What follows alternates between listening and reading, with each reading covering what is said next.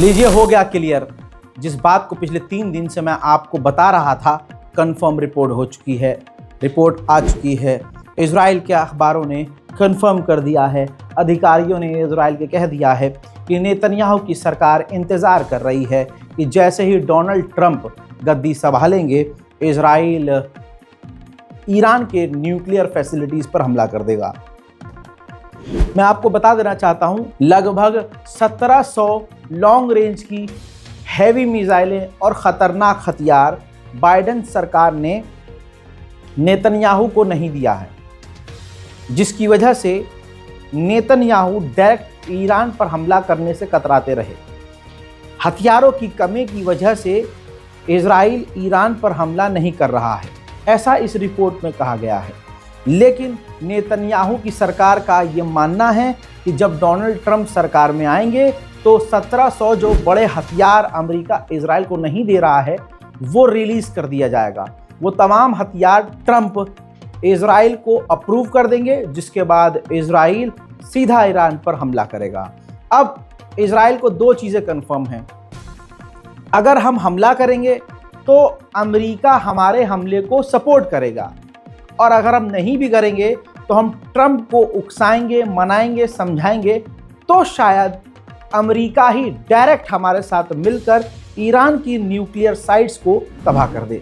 Iran ने अभी चंद रोज पहले इटली के एक पत्रकार को गिरफ्तार किया था, और इस पर ईरान को बहुत ज़्यादा जो है आलोचना का करना पड़ रहा था सामना।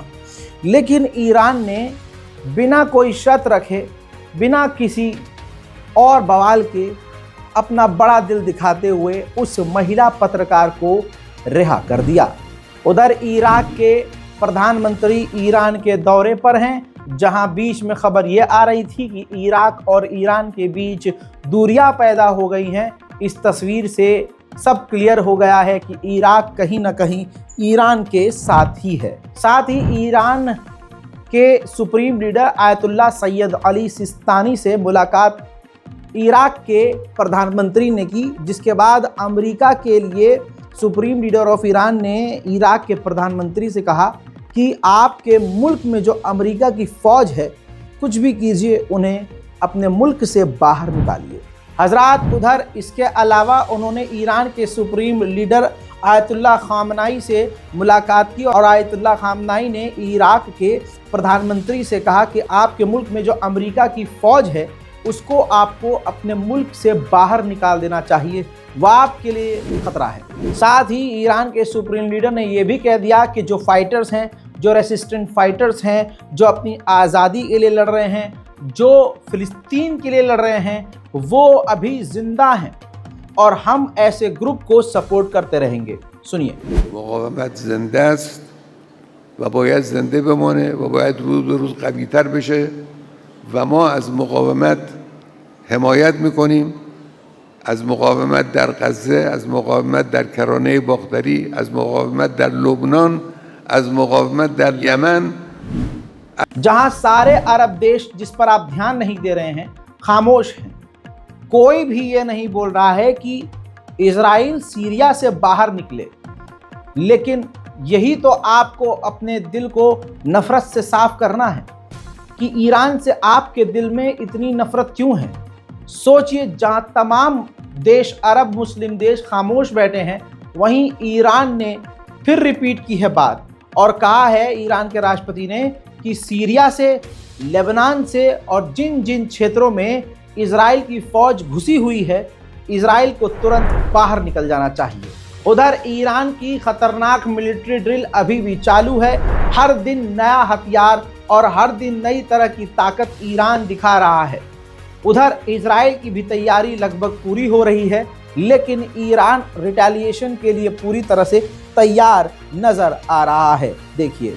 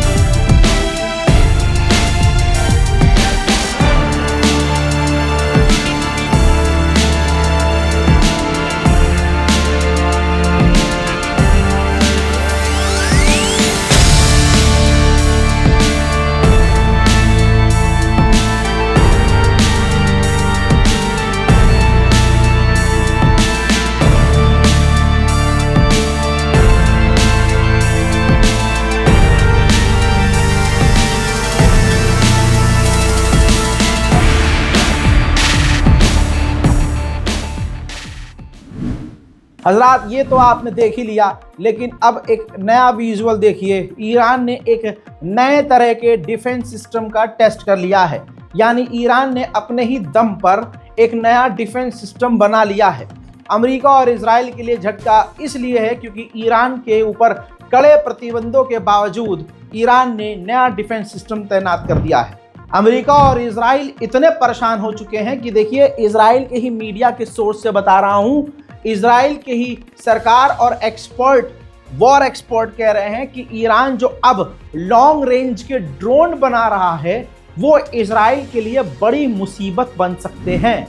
ईरान को ये पता है कि इजराइल और अमेरिका का कभी भी मूड बना तो ईरान पर हमला कर देगा, इसलिए ईरान पहले से ही चौकन्ना है। एयर ट्रैफिक कंट्रोल में आप खुद देख सकते हैं, ये एयर ट्रैफिक दिखा रहा हूं जिसमें ईरान के ड्रोन ईरान के आसपास चारों तरफ गश्त कर रहे हैं, पेट्रोलिंग कर रहे हैं और अपने मुल्क पर नजर रख रहे हैं कि कोई खतरा ना हो।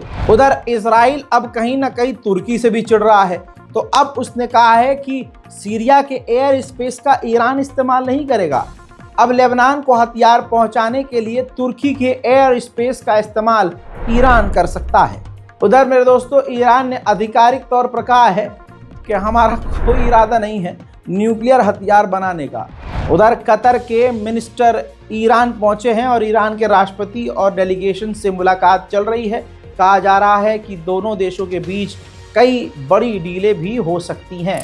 उधर ईरान के supreme national security council head ने मुलाकात की है अज़रबैजान के राष्ट्रपति इल्हाम अलीयव से।